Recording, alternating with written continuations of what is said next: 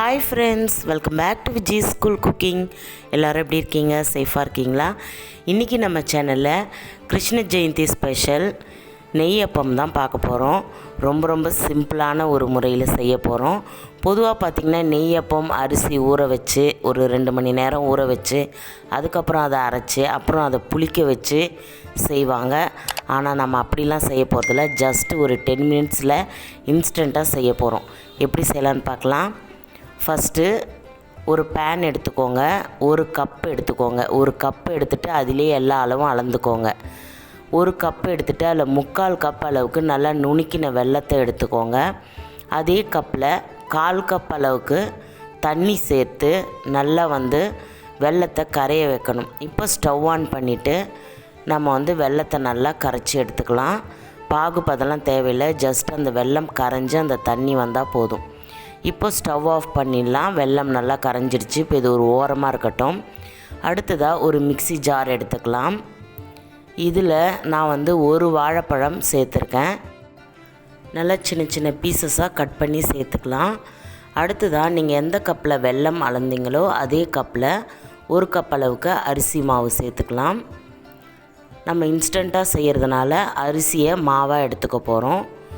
இப்போது அரிசி மாவு 1 கப்பு, கொழுக்கட்டை மாவு, இந்த இடியாப்பம் மாவு எதாக இருந்தாலும் ஓகே, 1 கப் அளவுக்கு எடுத்துக்கோங்க. நான் ஒரு 5 ஏலக்காய் எடுத்திருக்கேன் வாசனைக்காக, அதையும் சேர்த்துக்கலாம். அடுத்ததாக நாம் எடுத்து வச்சுருந்த வெல்லம் தண்ணியை ஒரு ஃபில்டர் ஒன்று வச்சுட்டு நம்ம வடித்து அதில் சேர்த்துக்கலாம். இது போல் ஒரு ஃபில்டர் ஒன்று வச்சுட்டு வடிச்சிட்டு நம்ம அந்த தண்ணியை சேர்த்துக்கலாம். நம்ம 1/4 கப் அளவுக்கு தான் இப்போ தண்ணி நம்ம வெல்லத்தில் விட்டு கரைச்சி எடுத்துருக்கோம். அதனால் 1/4 கப் அளவுக்கு விட்டு முதல்ல நாம் இதை அரைச்சி எடுத்துக்கலாம். இதை மொத்தமாக நல்லா நம்ம மிக்ஸ் பண்ணணும். அவ்வளோதான், ஜஸ்ட்டு ஒரு 2 சுற்று விட்டு எடுத்துருங்க. இப்போ பார்த்திங்கன்னா ஓரளவுக்கு இந்த மாதிரி நல்லா அரைஞ்சிருக்கு. கொஞ்சம் நம்மளுக்கு திக்காக இருக்குது, ஒரு போண்டா பதத்துக்கு இருக்குது. இப்போ நாம் ஏற்கனவே 1/4 கப் அளவுக்கு வெல்லத்தில் தண்ணி விட்டு கரைச்சி சேர்த்தோம். இப்போ 1/2 கப் அளவுக்கு தண்ணி விட்டு நல்லா இது மாதிரி அரைச்சி எடுத்துக்கணும். மொத்தமாகவே பார்த்திங்கன்னா 3/4 கப் அளவுக்கு தண்ணி சேர்க்கணும். இதுக்கு அளவுகள் தான் முக்கியம். அப்போ தான் நம்மளுக்கு பர்ஃபெக்டான ஒரு அப்பம் கிடைக்கும். இப்போ நாம் அரைச்சி எடுத்ததை ஒரு பவுலில் சேர்த்துக்கலாம். இப்போ பார்த்திங்கன்னா உங்களுக்கு கன்சிஸ்டன்சி தெரியும். நம்ம தோசை மாவு பதத்துக்கு இருக்கணும், அதுதான் கன்சிஸ்டன்சி. அதை விட உங்களுக்கு தண்ணியாகவோ இல்லை கெட்டியாகவோ ஆகிடுச்சுன்னா, கெட்டி ஆகிட்டால் கொஞ்சமாக தண்ணி விட்டு நீங்கள் மிக்ஸ் பண்ணிக்கோங்க. தண்ணி அதிகமாக இருந்ததுன்னா ஒரு 2 ஸ்பூன் அளவுக்கு அரிசி மாவு சேர்த்து மிக்ஸ் பண்ணிக்கோங்க. இப்போ இதில் நான் சமையல் சோடா ஒரு பிஞ்ச் அளவுக்கு சேர்த்துருக்கேன். இது ஆப்ஷனல் தான், உங்களுக்கு வேணான்னா நீங்கள் ஸ்கிப் பண்ணிவிடுங்க.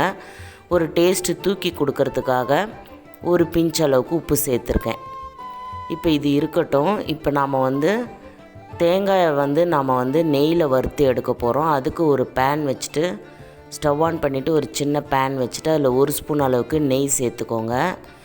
நெய் நல்லா ஹீட் ஆனதும் நான் கொஞ்சமாக தேங்காய் இதை மாதிரி சின்ன பீசஸாக கட் பண்ணி வச்சுருக்கேன். அதை சேர்த்துட்டு நல்லா ப்ரௌன் கலரில் நாம் நெய்லேயே பொரித்து எடுத்துக்கலாம்.